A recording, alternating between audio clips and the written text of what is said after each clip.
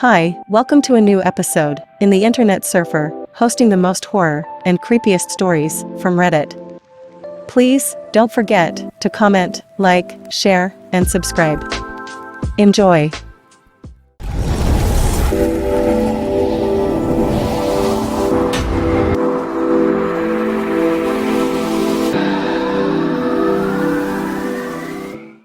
People of Reddit, what's the creepiest encounter you've had with a complete stranger that still gives you chills? Episode 3. I was hiking in a remote area to get to an abandoned church that was rumored to be used by a satanic cult. I needed footage for a project for a video production course I was taking in my master's program.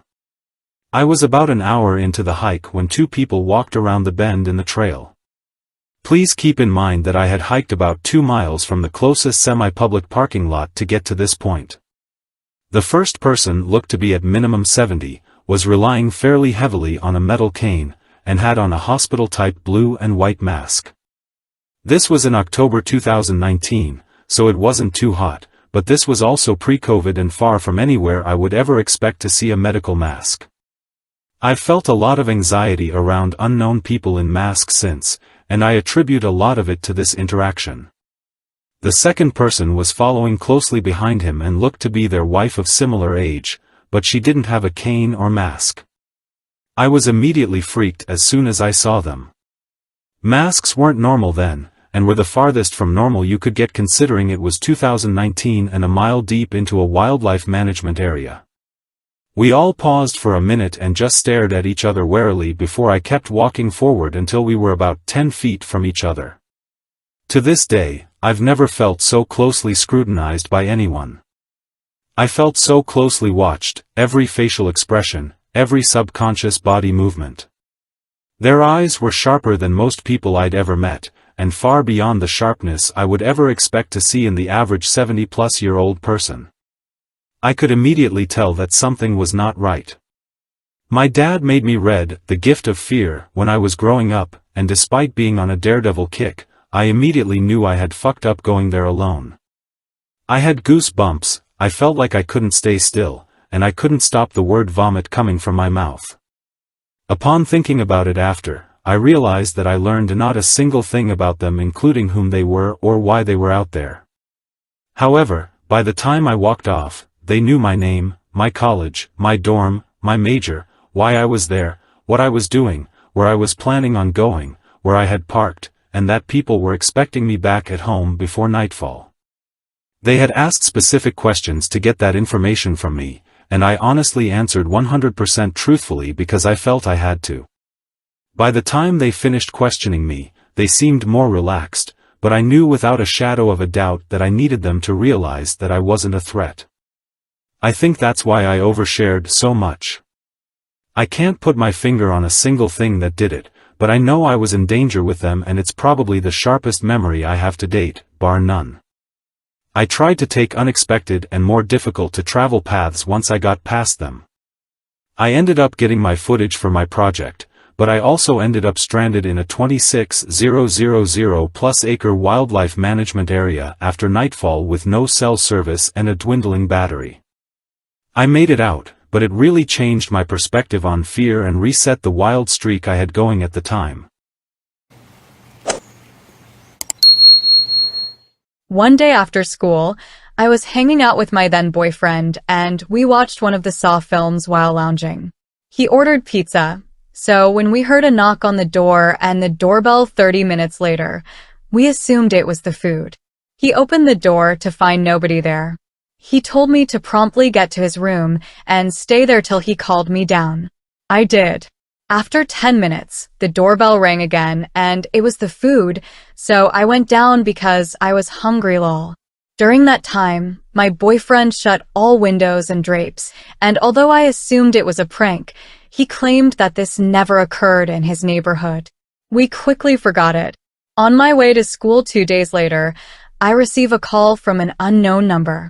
Considering that it was 6:30 a.m., I assumed it was an emergency call. I answered the call, and all I heard was interference. A few seconds later, I received another call and said hello once more. I heard a woman in the background of the call, and it became apparent that it was the audio voice of the bus announcer, which means the individual was on a bus. I peered everywhere, but only I was on the phone. A few others were using their devices, but I disregarded them because I didn't think it was any of them. At this juncture, I assumed I was dealing with a stalker. The following week, at 2 a.m., I received another missed call from a private number, and I thought it might have been my boyfriend because he couldn't sleep. I answered the phone without speaking. I heard static and heavy breathing. I turned off my phone and realized I have to change my number immediately. When I turned its back on, I had a few voicemails and hit 3 of them were complete static. Creepy. But I did change my number. After a week, the situation had calmed down. I was, however, too optimistic. Because I got a private call on my new number around 3 a.m. I just stared at the screen and thought, there is no way. No absolute way it's the stalker. I've changed my number. It stopped ringing, and then they called again. I was so annoyed at this. But I answered the phone and a man spoke. He sounded like he was in his mid-20s. I was about 15 at the time. He inquired about my previous number. I was shocked and couldn't think rationally. I gathered myself quickly and asked him his name, to which he responded that I already knew. I then inquired as to how he knew me, and he stated that he had seen me at a party. I suppose that's plausible, but how in the world did he get my number? He claimed that I gave it to him. I obviously didn't, and I wouldn't, because I was seeing someone. I began recording the conversation using my mother's phone so that I could capture his voice. He then began to tell me I was very attractive, that he liked me, and that we should hang out one day after I finish school. He said he will pick me up and he knows a few spots. I was so disturbed by this. I asked him why he pranked me so much, and he responded, "Do you mean the knocks or the calls?" I had forgotten about the incident involving the knocking. As soon as I heard that shit, I cut the phone and immediately woke my mom and went to the police station to report everything. This man knew me, where I attended school, and where my boyfriend lived, but still to this day I have no idea who he was. I have many, many more stories. I wish I didn't. The Pink Woman. I used to live near a park and I would go for a run every day.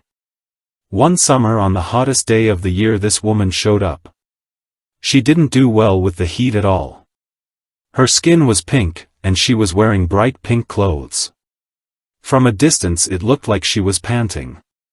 I remember thinking that she picked the worst day to start exercising at the park. When I went home that day I saw her sitting by a monument at the park, smoking a cigarette, and staring at me. I saw her 2 more times. On the last time our paths crossed, I said hi and waved as I got close, and she stopped dead in her tracks and locked eyes with me, and she did something I'll never forget. Her mouth was a perfect O shape as she was walking, and when she stopped she went between that O and every expression between that and a smile almost like something out of stop-motion animation, and then in reverse back to the O.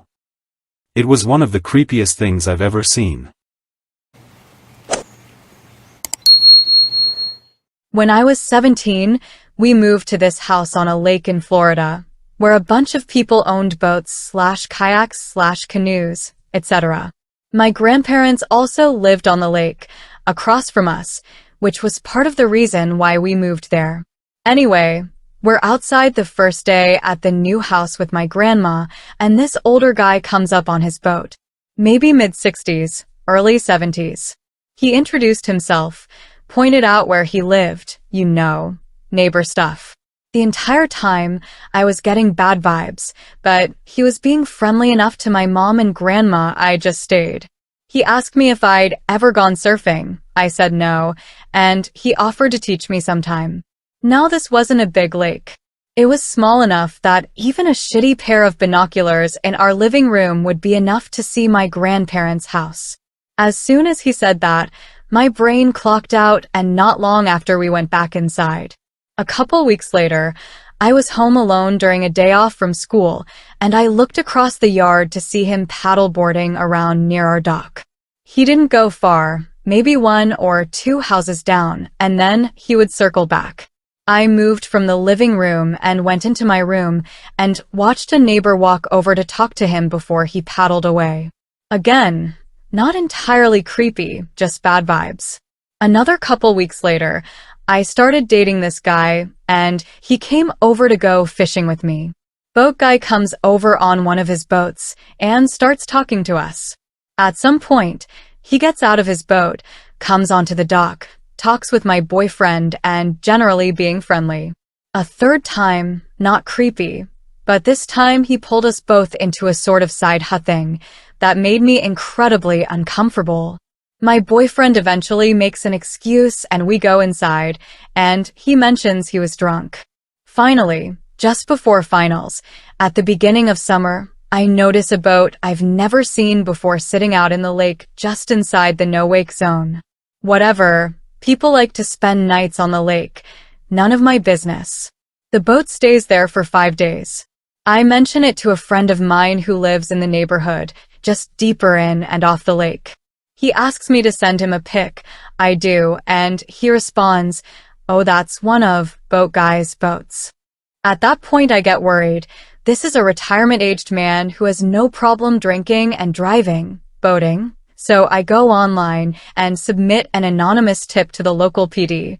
There's been a boat on X Lake for 4 days now. It hasn't moved or even turned, and I haven't seen any people on it. The next day it gets pulled from the water. I asked my friend about it, and he goes, "My mom heard from the police they found an attempted fire on board and 2 dead bodies." I never looked into this. To be fair, this is a shitty corner of Florida, and I'm not going to shove my nose where it doesn't belong, but for the rest of the time I lived in that house, I never saw a boat guy again. I think about it every once in a while.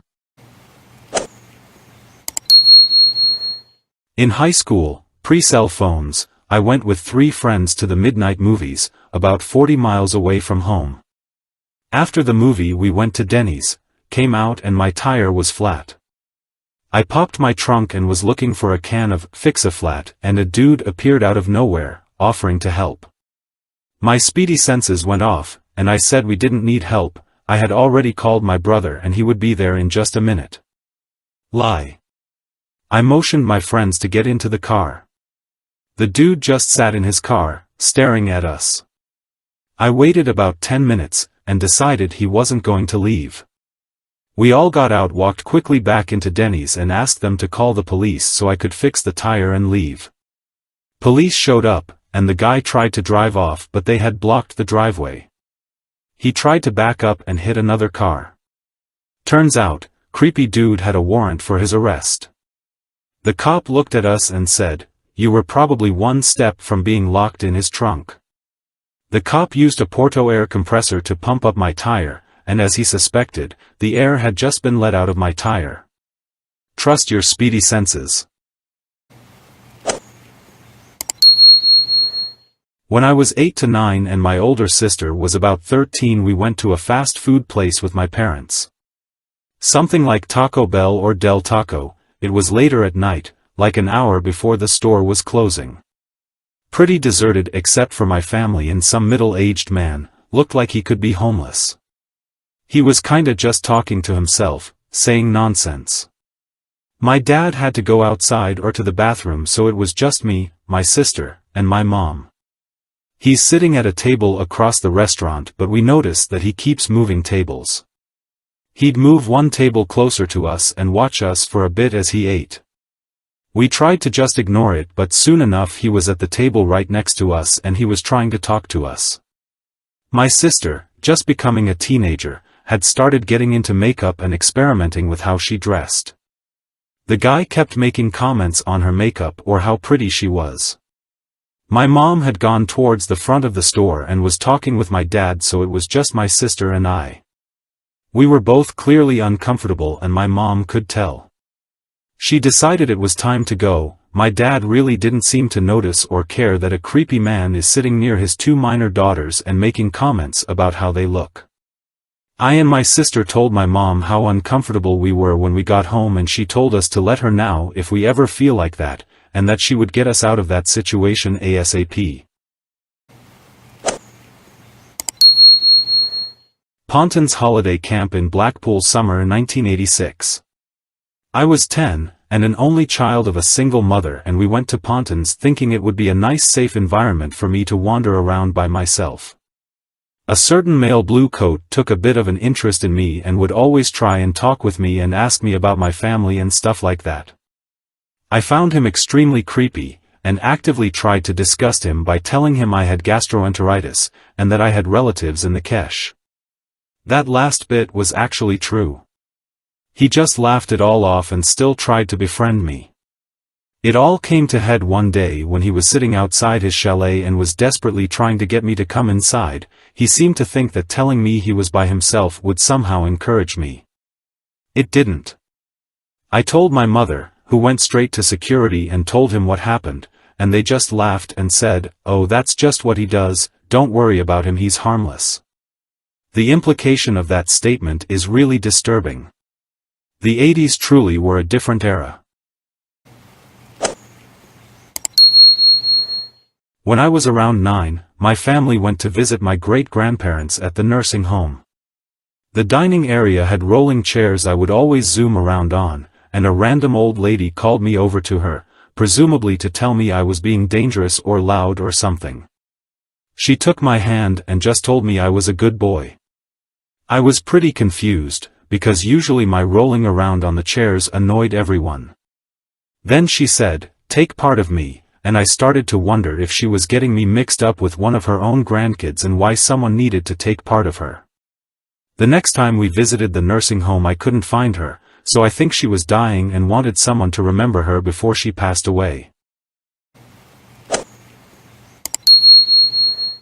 I was in my mid-20s and working at a small insurance company. Some of the guys in marketing had a potential client come by and introduced him around. They all left for lunch and came back drunk. I didn't pay any attention to them and kept on working. Pretty soon the potential client left. 4 days later I received a small package with no return address. Upon opening it I discovered 6 dick pics. I recognized the sender because of his red hair. It was the drunken potential client. I was upset as I lived alone and was fearful, so I went to the post office and turned the pictures over to the Postmaster General. Apparently the postmaster confronted Mr. Dick Pic and he lost his job. I was walking in my city and a random guy rode up on a bicycle and asked very forcefully that I buy some heroin off of him. I politely said, "No thanks, I'm not interested," and he kept insisting. After the third no, I turned around to walk away and he started yelling at me that he better not see my face again or he was going to kill me, and made threats against my family too if he ever saw them with me. I just calmly walked back home hoping I wasn't about to get mugged or shot. Nothing ever happened and I know these people are all talk most of the time, but it was still scary. I actually saw that guy again a few months later. His appearance was very unmistakable, but he didn't seem to recognize me that time and nothing happened. When I was a 17-year-old boy I was once stalked by a gray-haired old man on the ferry between Norway and Denmark. I looked very young for my age, so he probably thought I was even younger. I had tried to go to a dance/game club aimed at teenagers that was on the most active deck of the boat, and in there I was approached by this very gray guy with sunglasses and an old windbreaker jacket that should have been thrown out in 1989. In a high-pitched, wheezing voice he tried to convince me to dance for him. I found it very uncomfortable, so I left. A while later I thought I saw him following me. I headed into the cabin area. I ran a little distance, rounded a corner and peeked back. Now he was running and obviously looking for someone. And we were the only people there. I then decided that this was not happening. Despite being short and slim I was a fast runner, so I could easily outrun him. I ran to our cabin and locked the door behind me. I ended up staying in there the rest of the night. Thankfully I did not see that guy again. I did not know what to do with it at the time and did not tell anyone about it. I only told my wife about it 15 plus years later. When I was about 16-17 years old, I was driving to work one day. On a certain stretch of road, I could see ahead a lone man was waiting at the bus stop. He had a very distinguishable haircut, and as I got closer we locked eyes. His gaze followed as I passed him and I immediately got the chills for no apparent reason. Flash forward a few weeks, maybe months, and I'm at work, electronics store, working the customer service desk. A man comes in that looks oddly familiar. I didn't even realize until later that it was the same man I'd locked eyes with from the bus stop. Mind you, I worked in a different city than I lived in and in which the bus stop was located. He approaches the desk and inquired about meeting with a computer tech. He had a very odd demeanor but was quiet and polite. Something just seemed off, I don't know how else to explain it. I dealt with angry, drunk, crazy, you name it people on a fairly regular basis working in customer service, but something about this man and the way he stared at me and spoke just had my stomach in knots. I passed him off immediately to our older male tech and went and sat down in the back room. My coworker came running in shortly after and asked if I had any idea who I had been talking to. I said no, but that he just creeped me out for some reason. Turns out he was the balcony rapist of Toronto. After serving 20 years in prison, he had been released to our city on the other side of the country. In an even more bizarre twist of fate, the city started holding meetings where rightfully outraged residents were irate that he was living in the neighborhood without any forewarning to locals. The house he was renting in? One of my friend's houses that I was at often. I had no idea and had never even crossed paths with him while there. Better believe once my parents and I found out, I stopped staying over at her house until he moved out. 20-ish years later and I can still picture his face and the awful feeling of interacting with him. Halloween night, I want to say 2014 or 2015. Either of those years, because I was living with a now ex-GF in an apartment in Boston, and we had both gone out to see Pink Talking Fish in Cambridge. She decided to bail a little early. We weren't fighting or anything, but it was a weeknight and she said stay and have fun, plus we ran into some friends there anyway, so I kissed her goodbye and kept rocking. I was pretty into the sport of getting insane blackout drunk in those days, deciding to drink neat scotch with beers on top of a prescription for Klonopin that would always seal the deal.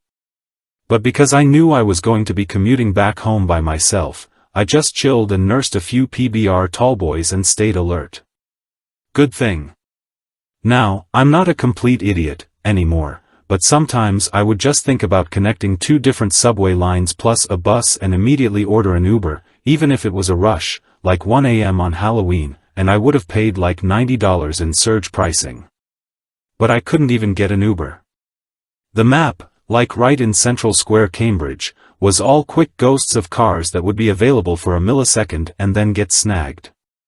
There were literally like 300 people just standing on the sidewalk because anyone who couldn't take the subway was kind of just trying to make a plan and blowing up their cheeks.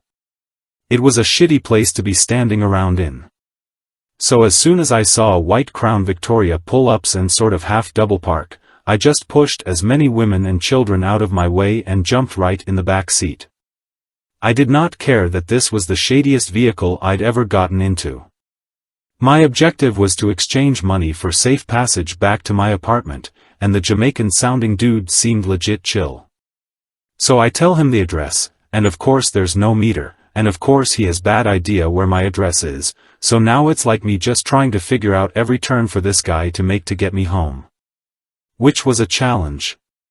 At one point he yelled out the window at a couple walking on the sidewalk, asking them if they needed a ride, and I just kept my mouth shut, because if I said, "Dude, fuck those people, just get me home," that'd be kind of rude. But right after he passed that couple he pulled over. When the car stopped he said, "Why don't you get in the front in case I pick up other people, and also you can tell me where to go, okay?" I hop out, get in shotgun and he takes off again, never driving wildly or too fast, but as soon as I was in the front I felt really, really vulnerable. And not 1 minute after I felt that way, we get to a red light, and this dude, out of fucking nowhere, opens the back door and climbs in the car. Not a word to the driver, just a guy who looks similar to him getting in the back seat, right at a point in the road that might be a good place to lay low before your partner pulls up with their next victim, after he's got him in the front seat. I looked at both of them, and looked at the traffic light, still red, and knew I had to make a decision instantly. I just opened the door and got the fuck out, and as soon as I did the driver started yelling at me about, "Get back here, you got to pay me for this far," and similar things. At that point the random guy got out of the back seat, and as soon as I saw that happen I just booked it down the street back in the direction of the music venue, and I could feel my body definitely looked like the way Tom Cruise looks when he runs in movies. I was fucking flying. Adrenaline is really fucking cool to get high off of occasionally, and the come down once you realize you're safe and probably escaped a mugging, or potentially worse, makes for great Halloween scares. It was a situation where I didn't think anything of it, and within 3 minutes I felt like I could have potentially been murdered. Took the subway home and didn't give a fuck that it took almost an hour because I was experiencing things with a different brain, after such a jolt like that. A case where I never met the person in question, but years ago I and my family were staying at my grandparents' place in Malaysia. It's common there to have bars on the windows for security. Something woke us up early that morning. I go out into the living room and I see one of the bars is pried wide open. I run to get my parents. We look out the window and on the ground outside is a machete the length of my arm. They must have made enough noise to wake us up and we must have spooked them. My grandparents had a big house in a more affluent neighborhood. They probably were worried that once the lights came on that there might be a personal security guard or such. We all dodged a bullet that day. I was driving for around 10 hours visiting my friend in Germany and I had few more hours to reach Berlin. It was middle of the night and I took a break at a resting place on the road. It was a big parking lot and I saw one Fiat Ducato van parked there. I got out of my car to stretch and get some fresh air. There was a fence that separated the resting place and the road from the woods 100 m from me. 30 seconds later I hear something in the woods moving and getting over the fence. First I thought it's a deer or something, but when it went over the fence I saw two guys fast walking towards me. I was terrified and I was ready to strike first and take out the bigger guy.